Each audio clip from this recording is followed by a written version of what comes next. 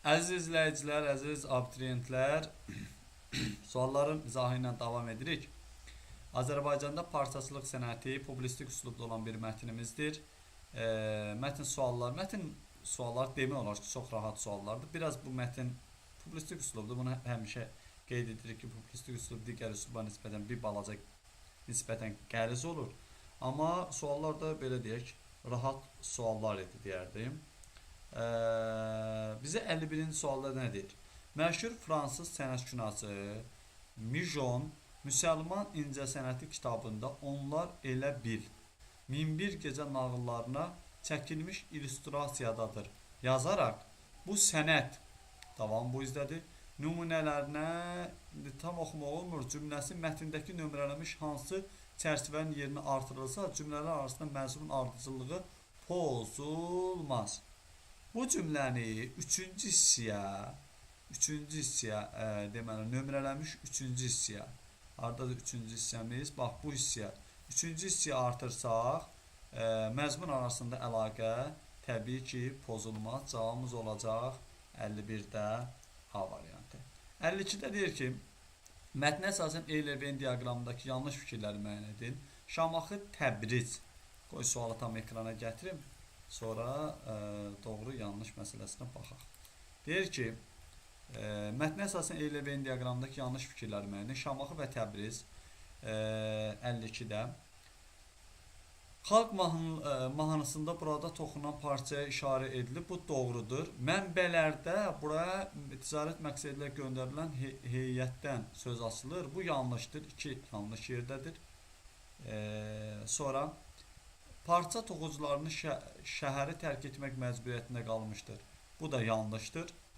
Sonra bir də 5 yanlış olacaq. Parça toxunan sənətkarları qiymətli metallardan da istifadə edirdilər. Cavab olacaq 2, 3, 5 Y variantı. Yəni Eyler diaqramında işlənmə yerinə görə və yaxud da ki fikir olaraq yanlışdır.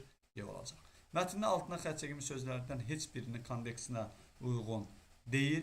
İstehsal olunmuş, hazırlanmış şeylər, məhsullar. Burada nömrələnmiş sözləri tapmalıyıq. Mətndə altına xətt çəkilmiş sözlər daha doğrusu. Məğəz mənbədir. Bir şeyin mənbəsi burada var. Çətin dağılan, gec yırtılan, davamlı deməkdir. Nadir tapılan, dəyərli olan burada deməli hansıdır? Nadir tapılan əntiq sözüdür. İstehsal olmuş, hazırlanmış şeylərin məhsulu da bir dəqiqə digər altına xətt çəkilmiş sözümüz hansıdır? Məmulatlardır. Bu da var. Amma portret, ornament bu fikir 53-də cavabımız olacaq B variantı. B variantı. Mətndə üzərində rəqəm yazılmış sözlərdən biri hansı cümlədə kontekstə görə mətndəki mənasında işlənmişdir? Gedişindən sonra ailədə Orxanın yeri görünür. Hamı onun üçün darıxırdı. Xeyr, orada görünmək sözüdür. Şagird sualın cavabını qabaqdan hazırlanmışdı. Xeyr. Sənin taleyinə bu yazılmışdı qızım. Bu fikirdə yanlışdır. Qoca əllərini əsə-əsə açarı qapıya saldır. 54-də bax 5-ci sözü deyir ki, araşdırmalar göstərir ki, parça əvvəllər İstanbuldan əntik mallar alverçisində olmuşdur. Təcrübələr bu fikrin doğru olduğunu göstərir. Deməli, hər ikisi mətndəki də söz, buradakı da sözdə kontekstə görə eyni mənada işlənmişdir. Cavab olacaq Y variantı. 55-ci sual o biri mətndə də var idi. Doğruda doğru, yanlışda yanlışı tapacaqsınız 55-də. Deməli, Azərbaycan parçacılıq sənətinin nümunələri qazanc məqsədi ilə satılmışdır. Bu doğru fikirdir. Parçacılıq sənətkarları sadəcə ipək parça istehsal edirdilər. Bu yanlış fikirdir. Yəni yanlışlı olsaydı biz doğru götürəcəkdik. Burada biz doğruda doğrunu, yanlışda yanlışı, ehtimalda isə, yəni mətndə yoxdur, sadəcə təsəvvür edirik ki, bu ola bilər, yoxsa yox. Azərbaycan parçaları haqqında müxtəlif mənbələrdə məlumat almaq mümkündür. Deməli, burada biz doğrudur, amma yanlış lazımdır bizə.